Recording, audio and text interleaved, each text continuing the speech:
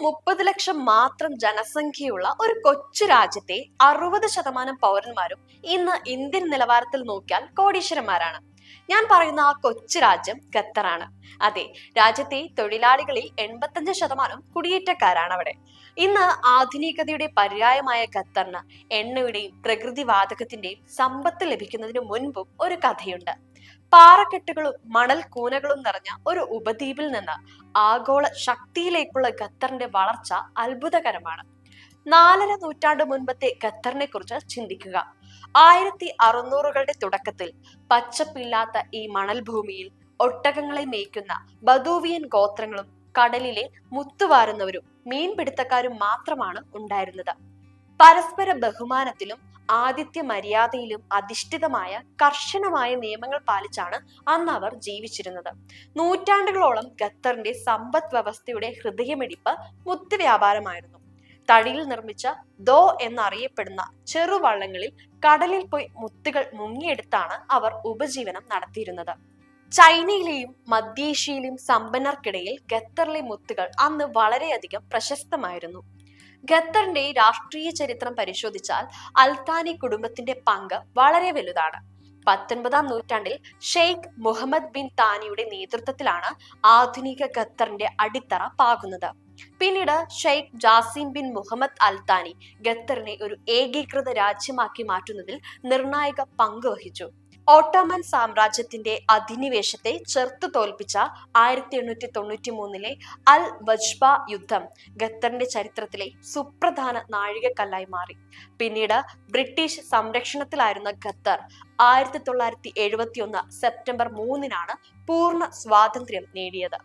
1939-ൽ ഖത്തറിലെ ദഖാൻ എന്ന സ്ഥലത്ത് ആദ്യമായി എണ്ണ നിക്ഷേപം കണ്ടെത്തിയതോടെയാണ് രാജ്യത്തിന്റെ വിധി മാറിയത്. എന്നാൽ രണ്ടാം ലോക മഹായുദ്ധം കാരണം ഖനനം വൈകി. 1949-ൽ ഖത്തർ ആദ്യമായി എണ്ണ കയറ്റുമതി ചെയ്തു.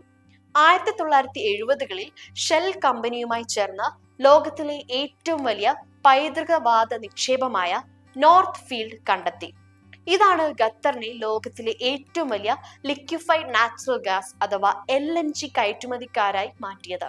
1995-ൽ Sheikh Hamad bin Khalifa Al Thani അധികാരം ഏറ്റെടുത്തതോടെയാണ് ആധുനിക ഖത്തറിന്റെ നിർമ്മാണത്തിന് വേഗത കൂടിയത്. അദ്ദേഹം ഖത്തർ ഫൗണ്ടേഷൻ പോലുള്ള സംരംഭങ്ങളിലൂടെ വിദ്യാഭ്യാസത്തിനും ഗവേഷണത്തിനും മുൻഗണന നൽകി. 2017 ജൂൺ മാസത്തിൽ Saudi Arabia, UAE, Bahrain, Egypt എന്നീ രാജ്യങ്ങൾ ഖത്തറിന് മേൽ ഏർപ്പെടുത്തിയ സാമ്പത്തിക രാഷ്ട്രീയ ഉപരോധം രാജ്യത്തെ വലിയൊരു പ്രതിസന്ധിയിലാക്കി. എന്നാൽ ഈ ഉപരോധത്തെ ഖത്തർ ഒരു അവസരമാക്കി മാറ്റുകയാണ് ചെയ്തത്. ആഭ്യന്തര ഉൽപാദനം വർദ്ധിപ്പിക്കുവാനും പുതിയ വിപണികൾ കണ്ടെത്തുവാനും അവർക്ക് സാധിച്ചു. 2021-ൽ അൽ ഉല കരാറിലൂടെ ഈ ഉപരോധം അവസാനിപ്പിക്കുമ്പോൾ ഖത്തർ മുൻപത്തെക്കാൾ കരുത്തരായിരുന്നു. സ്വയം പര്യാപ്തതയിലേക്കുള്ള അവരുടെ മാറ്റം ലോക ശ്രദ്ധ പിടിച്ചുപറ്റി. 2022-ൽ നടന്ന ഫിഫ ലോകകപ്പ് ഖത്തറിന്റെ ചരിത്രത്തിലെ ഏറ്റവും തിളക്കമാർന്ന അധ്യായമായി മാറി.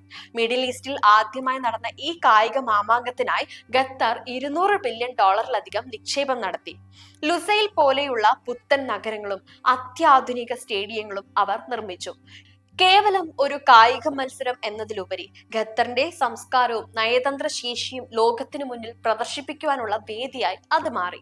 ലോകകപ്പിന് ശേഷം ടൂറിസം മേഖലയിൽ വലിയ കുതിച്ചുചാട്ടമാണ് രാജ്യം നടത്തിയത്.